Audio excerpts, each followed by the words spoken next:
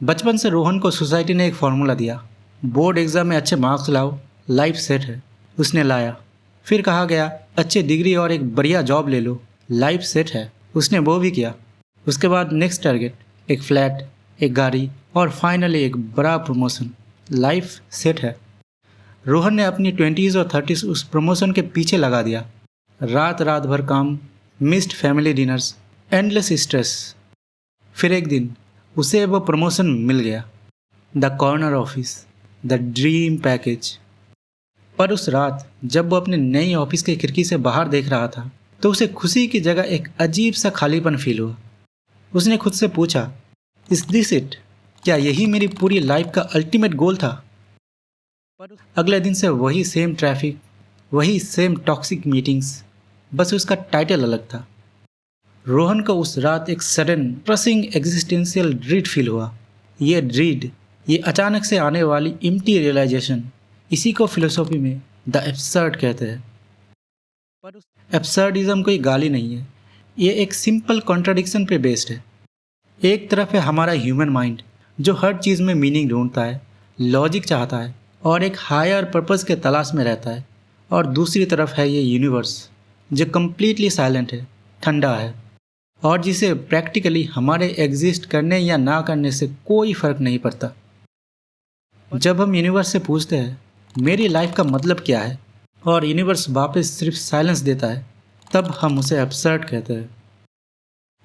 Famous French philosopher Albert कैमुस ने इस exact problem पर द मिथ ऑफ सिसाइपस लिखा।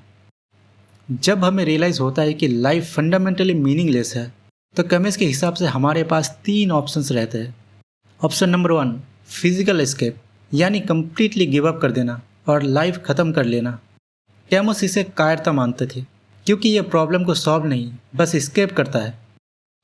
ऑप्शन नंबर 2, फिलोसॉफिकल एस्केप, यानी किसी ऐसी चीज़ में ब्लाइंडली बिलीव कर लेना जो इस रियलिटी से दूर हो, ये मानना कि सब कुछ एक ग्रैंड यूनिवर्सल प्लान का हिस्सा है। कैमुस इसे भी एक इल्यूजन, एक धोखा मानते थे। ऑप्शन नंबर 3, द अब्सर्डिस्ट वे, यानी एक्सेप्टेंस और रेबेलियन। एक्सेप्ट करना कि लाइफ का कोई इनहेरेंट मीनिंग नहीं है और फिर भी डिसाइड करना कि मैं इस लाइफ को फुल्ली जीऊँगा। कैमुस ने सिसाइपस का एग्जाम्पल दिया। सिसाइपस एक ग्रीक मिथोलॉजिकल कैरेक्टर था जिसे देवताओं ने श्राप दिया था कि उसे एक बहुत भारी पत्थर को पहाड़ की चोटी तक ढकेलना होगा, पर जैसे ही वो चोटी पर पहुंचता पत्थर वापस से नीचे गिर जाता और उसे वही चीज़ हमेशा के लिए रिपीट करना था। सुनने में यह आपको शायद डिप्रेसिंग सा लग रहा होगा, पर कैमुस के हिसाब से ये एक पॉजिटिव स्टोरी है। उन्होंने कहा, वन मस्ट इमेजिन सिसाइपस हैप्पी। क्यों? क्योंकि सिसाइपस को रियलिटी पता है, उसने अपने फेथ को एक्सेप्ट कर लिया है। उस पत्थर को ढकेलना ही अब उसका रियलिटी है और वो उस स्ट्रगल में ही अपना मीनिंग ढूंढ लेता है। The rebellion is in living despite the meaninglessness. अब वापस आते हैं रोहन पर। रोहन भी मॉडर्न डे का सिसाइपस है और हम सब भी। जब रोहन को समझ आया कि उसकी ज़िंदगी भी बस एक एंडलेस लूप है, उसने समझा कि लाइफ का कोई ग्रैंड अल्टीमेट मीनिंग नहीं होता। अगर यूनिवर्स ने आपको कोई प्री रिटन स्क्रिप्ट नहीं दी है, इसका मतलब है कि आपको आपका स्क्रिप्ट खुद लिखना होगा। आपको महान बनने की ज़रूरत नहीं है। अपने दोस्तों के साथ चाय पीना, एक अच्छी मूवी देखना, अपने फैमिली के साथ वक्त बिताना और अपने आज को जीना, ये ज़रूरी है।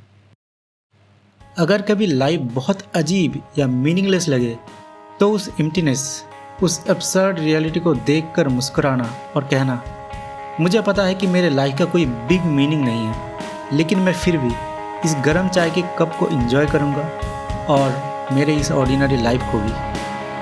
Thank you for watching.